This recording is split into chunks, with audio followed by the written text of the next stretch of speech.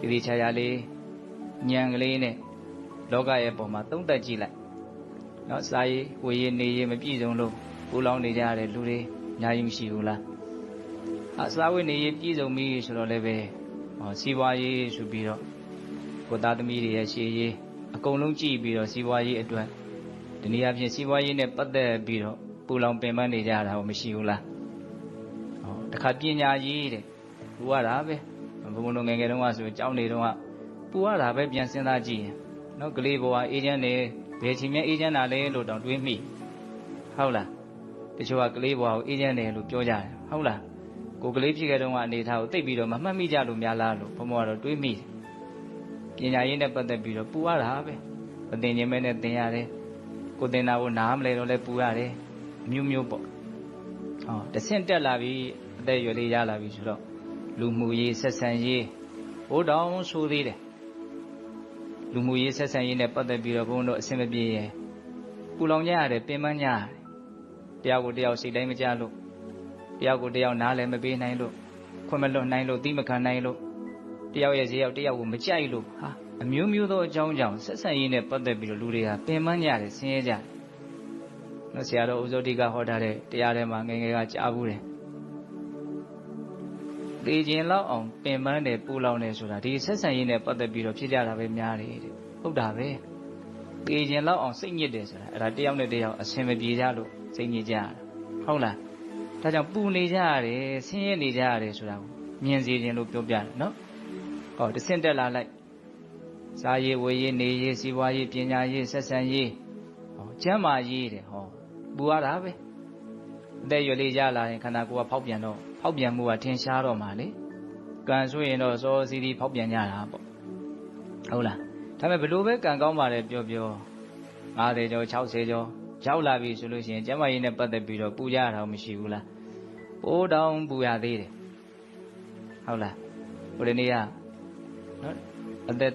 40 height ပဲတက္ကမတယောက်တရားလဲတော်တော်လေးကိုပဲသူတို့အာယုံဆိုင်ပြီးတော့ကြိုးစားကြတဲ့လူတွေပါပဲကြွက်သားတွေအားနေတဲ့ယောဂါထပြီးရင်မထိုင်နိုင်တော့ဘူးထိုင်ပြီးရင်မထနိုင်တော့ဘူးထူပြီးတော့မှပဲသူများထူပြီးတော့မှပဲတော့ထနိုင်တာလမ်းလျှောက်တော့လည်းပဲရိုင်းထိုးနေအဲ့ဒါလို့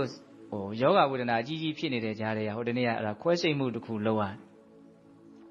အပိုက်ထဲမှာအလုံးရှိလို့တဲ့အဲ့ဒါခွဲတဲ့အခါကျတော့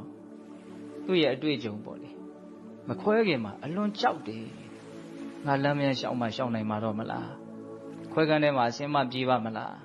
ဒါဘုံဘုံလည်းငယ်ငယ်ရခွဲကန်းထဲဝင်ခဲ့ဘူးတာပါပဲတကယ်ကိုစိတ်ထဲမှာအစင်းပြေးအောင်မနေကြီးကြိုးစားရတယ်ပေါ့နော်မနေကြိုးစားရတယ်ဒါပေမဲ့လို့မြတ်စွာဘုရားရဲ့အဆုံးအမတွေကိုလေ့လာထားတာသင်ယူထားတာထိုက်တိအားလျော်စွာလေ့ကျင့်ထားတာဒါလေးတွေရှိနေတော့စောစောကပြောတဲ့ဓမ္မစိတ်ရဲ့ကြည်လင်မှုအေးချမ်းမှုကိုခွဲကန်းနဲ့ရောက်သွားတော့ရသွားတယ်တဲ့မေတ္တာတွေလည်းပို့လို့ရသွားတယ်ကြည်လင်ချမ်းသာပဲခွဲကန်းနဲ့ရထွက်လာတော့မိသားစုကတော်တော်တောင်အံ့ဩကြတယ်ကြည်လင်ပဲဘာထိခိုက်မှုမှမရှိသလိုပဲပေါ့နော်သူကတော့တလုံးနဲ့ဘုံဘုံကိုပြောပါတယ်ယတနာမြတ်သုံးပါးရဲ့ကျေးဇူးဖျားတဲ့အဓိကကတော့မှန်မှန်ကန်ကန်စဉ်းစားတတ်လို့ဆင်ခြင်တတ်လို့နှလုံးသွင်းတတ်လို့စိတ်ရဲ့နော်အေးချမ်းမှုကိုသူရသွားတာပေါ့အဲ့တော့ပြောချင်တာကကျမ်းမာရေးနဲ့ပတ်သက်ပြီးတော့လည်းပဲဘုန်းဘုန်းတို့တွေဟာပူနေကြရတယ်ဘာမှဖြစ်မှာလဲဆိုတာသတိမေ့ပြီးတော့ကိုမသုံးသပ်မိလို့သာနေရမယ်အရေးအယောင်လေးပြလာပြီဖောက်ပြန်မဲ့အရေးအယောင်လေးပြလာပြီဆိုတော့အဲ့ဒါကျမ်းမာရေးနဲ့ပတ်သက်ပြီးတော့ဘယ်လောက်ပူရမလဲဆိုတာသိလိမ့်မယ်အဲ့ဒီကြရင်ဟုတ်လားရှေ့ဆက်တိုးကြည့်လိုက်တေကောင်ပေါင်းလည်းဖြစ်တဲ့အနေအထားရအောင်မှာပဲအဲ့ဒီကြရင်လည်းဘာလို့အောင်မှာတော့ပူရအောင်မှာပဲနော်စဉ်းစားကြည့်နော်အဲ့တော့တကယ်လို့ဘုံဘုံတို့တွေဟာအခုလောလောဆယ်တချို့သာသာရာရာအစဉ်ပြေလို့ဘုံဘုံပြောတဲ့ပူလောင်မှုတွေပင်ပန်းမှုတွေမရှိပါဘူးဆိုအောင်တောင်မှတစ်ချိန်မှာလောကရန်တရားတွေနဲ့တွေ့ရအောင်ပါပဲတွေ့ရင်ကိုယ်ကပြင်ဆင်မထားဘူးဆိုရင်ပူရအောင်မှာလောင်ရအောင်မှာတော့လောကရန်ဆိုတာလည်းမတွေ့ပဲလေနေမှာမဟုတ်လားအဲ့တော့အမျိုးမျိုးသောအကြောင်းကြောင့်တတ္တဝါတွေကပူလောင်ကြတယ်ပင်ပန်းကြတယ်တောကပတိဒေဝဒုက္ခဒေါမနတဥပယာတဆိုပြီးတော့မြတ်စွာဘုရားကနော်ဇာတိပစ္စယနော်လူရည်လို့ဖြစ်လာရင်မွေးဖွားလာပြီဆိုတာနဲ့ဒီတောကဆိုတဲ့စွေရင်ပတိဒေဝဆိုတဲ့ငိုကြွေးခြင်းဒုက္ခဆိုတဲ့ကိုယ်ဆင်းရဲခြင်းဒေါမနတဆိုတဲ့စိတ်ဆင်းရဲခြင်း ဥပယတဆိုတဲ့ပင်ပန်းခြင်းတွေဟာအကြောင်းအားလျော်စွာဖြစ်လာတော့တာပဲလို့လူမြတ်စွာဘုရားဟောတယ်ဒီခေတ်ဆိုလို့ရှိရင်ခုနတုန်းကပြောခဲ့တဲ့အမျိုးမျိုးသောအကြောင်းတရားတွေကိုခြေခံပြီးတော့ကိုယ့်ရဲ့စိတ်ကိုမှန်မှန်ကန်ကန်မထားတတ်တော့ချို့ဆိုစိတ်ဓာတ်ကြတဲ့ယောဂါတွေဖြစ်ကြတယ်ဟုတ်လားစိတ်ဆရာဝန်နဲ့ပြကြကုကြတကြတယ်